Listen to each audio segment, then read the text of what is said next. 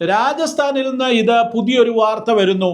രാജസ്ഥാനിലെ ഒരു ക്രൈസ്തവ സഭയ്ക്കെതിരെ ബജ്രംഗ് ദൾ വീണ്ടും ആക്രമണം നടത്തിയിരിക്കുന്നു. രാജസ്ഥാനിലെ ജയ്പൂർ പ്രതാപ് നഗറിൽ 18 വർഷമായി പ്രവർത്തിക്കുന്ന അസംബ്ലീസ് ഓഫ് ഗോഡ് സഭയ്ക്കെതിരെയാണ് ഈ കഴിഞ്ഞ ഞായറാഴ്ച അവരുടെ ആരാധന നടക്കുമ്പോൾ ബജ്രംഗ് ദൾ അക്രമികൾ ആരാധനയിലേക്ക് ഇരച്ചു കയറി ജനങ്ങളെ ക്രൂരമായി മർദ്ദിച്ചത്. ഏകദേശം 60ഓളം വിശ്വാസികൾ മാത്രമുള്ള ഈ സഭയിലേക്ക്, ഒരു ബിൽഡിങ്ങിൻ്റെ മുകളിലത്തെ നിലയിൽ പ്രവർത്തിക്കുന്ന ഈ സഭയിലേക്ക് അക്രമികൾ ഇരച്ചു കയറുകയും അവിടെ ഉണ്ടായിരുന്ന സ്ത്രീകളെയും കുട്ടികളെയും വരെ ഉപദ്രവിക്കുകയും ചെയ്തു. സഭാ ശുശ്രൂഷകനായ തിരുവനന്തപുരം സ്വദേശി പാസ്റ്റർ ബോവസ് ദാനിയലിന് അക്രമത്തിൽ കാര്യമായ പരിക്കേറ്റിട്ടുണ്ട്. അദ്ദേഹം കഴിഞ്ഞ 18 വർഷം മുമ്പ് ആരംഭിച്ച ഈ സഭ വളരെ ചെറിയ നിലയിൽ പ്രവർത്തിക്കുന്ന ഒരു ക്രൈസ്തവ സഭ മാത്രമാണ്. അസംബ്ലീസ് ഓഫ് ഗോഡുമായി ബന്ധപ്പെട്ടാണ് ഈ സഭ പ്രവർത്തിച്ചുകൊണ്ടിരിക്കുന്നത്. മതപരിവർത്തന കുറ്റമാണ് ഇവർക്കെതിരെ ആരോപിച്ചിരിക്കുന്നത്. പക്ഷേ യാതൊരു പ്രകോപനവും ഇല്ലാതെയാണ് ഈ ഞായറാഴ്ച ഈ സ്ഥലത്തേക്ക് അക്രമികൾ ഇരച്ചു കയറിയത്. വടികളും മറ്റുമായി വന്ന് എല്ലാവരും കണ്ടവരെ എല്ലാം മർദ്ദിക്കുന്ന സ്ഥിതിയായിരുന്നു. വിശ്വാസികൾ പോലീസിന് ഫോൺ ചെയ്തു. എന്നാൽ 15 മിനിറ്റ് സമയമെടുത്തു പോലീസ് അവിടേക്ക് എത്തുവാനായിട്ട്.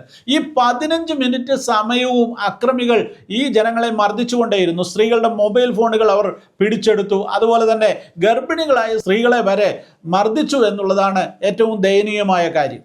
മർദ്ദനമേറ്റ പലരും അവരുടെ ദയനീയമായ അവസ്ഥ, അവർക്ക് മർദ്ദനമേറ്റതിൻ്റെ വേദനയെക്കുറിച്ചും മറ്റും അവർ കരഞ്ഞുകൊണ്ട് സംസാരിക്കുന്ന ഭാഗങ്ങൾ നിങ്ങൾ കാണുക. एक बच्चा कौन था? एक लड़कों को मार रहा था। चाहिए ना? चाहिए। खाली पूछना है। बाहर से पूछने का दोनों बच्चों उनको भी खींच के हाँ वो तो चर्च में कुंभ लगा हुआ है, खींच के मारा। क्रिस्टो की आंख में लगे, हम लोग चुरा रहे हैं लड़कियों को, कहीं में हाथ लगा रहे हैं। इतनी मोटी लाट थी उस आदमी के पास, पीछे छुपा के लेके आया है ऐसे सबके सामने. ഫസ്റ്റ് മെഡിക്കൽ ചെയ്യിപ്പിക്കുന്നില്ലല്ലോ ഇവര്. നമ്മൾ പോയി ചെയ്യിപ്പിക്കാൻ മെഡിക്കൽ हो गया നമുക്കൊരു ഗവൺമെന്റ് ഹോസ്പിറ്റലിൽ आपके पास कोई वीडियो है कि मैंने सबसे मूवी ले लिया ना पहले. एक मैन का पैर फूट गया, मारा उस पे. आप भी इधर थे സിസ്റ്റർ, ധൈര്യപ്പെടും സിസ്റ്റർ, ദൈവം. ഒരു മാസം മുമ്പാണ് ജയ്പൂരിൽ സമാനമായ മറ്റൊരു അസംബ്ലീസ് ഓഫ് ഗോഡിൻ്റെ സഭയ്ക്കെതിരെ തന്നെ അക്രമം ഉണ്ടായത്. അവിടെ ഇടുക്കി സ്വദേശിയായ പാസ്റ്റർ തോമസ് ജോർജിൻ്റെ സഭ പൊളിക്കുവാൻ JCBയുമായിട്ടാണ് ബജ്രംഗ് ദളിൻ്റെ പ്രവർത്തകർ എത്തിച്ചേർന്നത്. പാസ്റ്റർ തോമസ് ജോർജിനെതിരെ പോലീസ് പിന്നെ കേസെടുക്കുകയും ജാമ്യമില്ലാത്ത വകുപ്പുകളൊക്കെ പ്രകാരം കേസെടുക്കുകയും അദ്ദേഹം ഒളിവിൽ പോവുകയൊക്കെ ചെയ്തിരുന്നു. ആ സമയത്ത് ഹല്ലേലൂയ അദ്ദേഹവുമായിട്ട് സംഭാഷണം നടത്തുകയും അത് നമ്മൾ ടെലികാസ്റ്റ് ചെയ്യുകയും ചെയ്തിരുന്നത് നിങ്ങളിൽ പലരും ഓർക്കുന്നുണ്ടാകുമല്ലോ. സത്യത്തിൽ രാജസ്ഥാനിൽ ക്രൈസ്തവർ എന്ന് പറയുന്നത് ഒരു മൈക്രോ മൈനോരിറ്റി മാത്രമാണ്. 2011 സെൻസസ് അനുസരിച്ച് 6,85,00,000 ജനങ്ങളാണ് രാജസ്ഥാനിലുള്ളത്.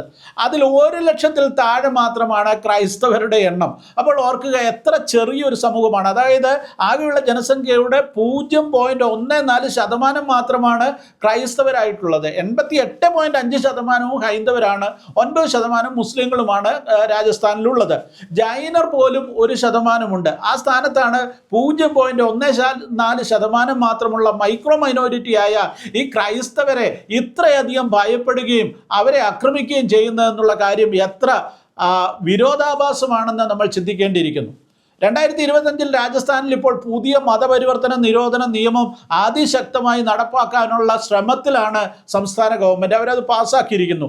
രാജ്യത്ത് തന്നെ ഏറ്റവും ശക്തമായ മതപരിവർത്തന നിരോധന നിയമവും കടുത്ത ശിക്ഷകളുമാണ് രാജസ്ഥാനിലെ ബില്ലിൽ ഉൾക്കൊള്ളിച്ചിരിക്കുന്നത്. രാജസ്ഥാനിൽ മുമ്പും മതപരിവർത്തന നിരോധന നിയമം പാസ്സാക്കാനുള്ള ശ്രമങ്ങൾ നടന്നിരുന്നു. 2006-ലും 2008-ലും അന്ന് വസുന്ധരാജ സിന്ധ്യ ആയിരുന്നു അവിടുത്തെ മുഖ്യമന്ത്രി. ആ കാലഘട്ടത്തിൽ അങ്ങനെ ഒരു ബില്ല് പാസ്സാക്കാനായിട്ട് ശ്രമം നടത്തിയിരുന്നു. എങ്കിലും അന്നത്തെ ഇന്ത്യൻ പ്രസിഡന്റ് പ്രതിഭ പാട്ടീൽ ഈ ബില്ല് തിരിച്ചയക്കുകയായിരുന്നു.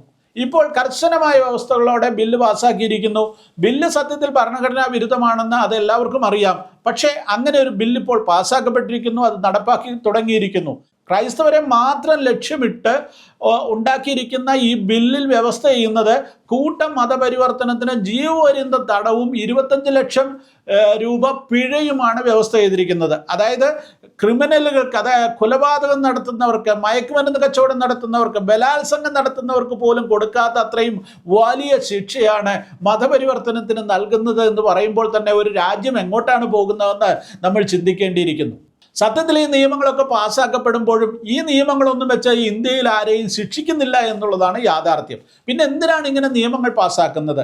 ഈ നിയമങ്ങൾ പാസ്സാക്കുന്നത് ക്രൈസ്തവരെ ഭയപ്പെടുത്തുക എന്നുള്ള ഒറ്റ ലക്ഷ്യത്തോടു കൂടിയാണ്. രണ്ടാമത്, ഇതിൻ്റെ ഏറ്റവും വലിയ പ്രയോജനം ഈ ബജ്രംഗ് ദളിനെ പോലെയുള്ള ഹിന്ദു തീവ്രവാദ സംഘടനകൾ അവർ കുറച്ചുകൂടെ ഊർജ്ജസ്വലതയോടെ ക്രിസ്ത്യാനികൾക്കെതിരെ അക്രമങ്ങളും അടിയും ബഹളവും ഒക്കെ ആയിട്ട് മുന്നോട്ടിറങ്ങും. അതിനുവേണ്ടിയുള്ള ഒരു പ്രേരണാ ശക്തിയായി മാത്രമാണ് ഈ നിയമങ്ങൾ നിലകൊള്ളുന്നത് എന്നുള്ളതുമാണ് നമ്മൾ മനസ്സിലാക്കേണ്ടിയിരിക്കുന്നത്. ഇപ്പോൾ ഉണ്ടായ ജയ്പൂരിലെ സംഭവങ്ങളെക്കുറിച്ച് ജയ്പൂരിൽ തന്നെ പ്രവർത്തിക്കുന്ന ലോഗോസ് മിനിസ്ട്രി ശുശ്രൂഷൻ പാസ്റ്റർ അനിൽകുമാറിൻ്റെ വാക്കുകൾ നിങ്ങൾ കേൾക്കുക. ഫ്രൈസലോ, ഞാൻ പാസ്റ്റർ അനിലാൽ. ഞാൻ വിളിക്കുന്നത് രാജസ്ഥാൻ ജയ്പൂരിൽ നിന്നാണ്. എൻ്റെ സമീപത്തായിട്ട് ദൈവവേല ചെയ്യുന്ന പാസ്റ്റർ ബോബസിൻ്റെ ചർച്ചിൽ കഴിഞ്ഞ ദിവസം സുവിശേഷ വിരോധികൾ വരികയും അവർ വളരെ ക്രൂരമായി പാസ്റ്ററിനെയും ചർച്ചിലെ വിശ്വാസികളെയും മർദ്ദിക്കുകയും ചെയ്തു. അങ്ങനെ പോലീസ് വരികയും അതിനെതിരായി കേസെടുക്കുകയും ചെയ്തിരിക്കുകയാണ്. പോയിട്ട് കഴിഞ്ഞ 10-18 വർഷമായി ഇവിടെ കർത്താവിൻ്റെ വേല ചെയ്യുന്ന കർത്തൽദാസനാണ് പാസ്റ്റർ ബോബസ്. പുള്ളി തിരുവനന്തപുരം സ്വദേശിയാണ്. തിരുവനന്തപുരം വെമ്പായത്താണ് പുള്ളിയുടെ ജന്മസ്ഥലം. ഇവിടെ 18 വർഷമായി ഇവിടെ കർത്താവിൻ്റെ വേല ചെയ്യുകയാണ്.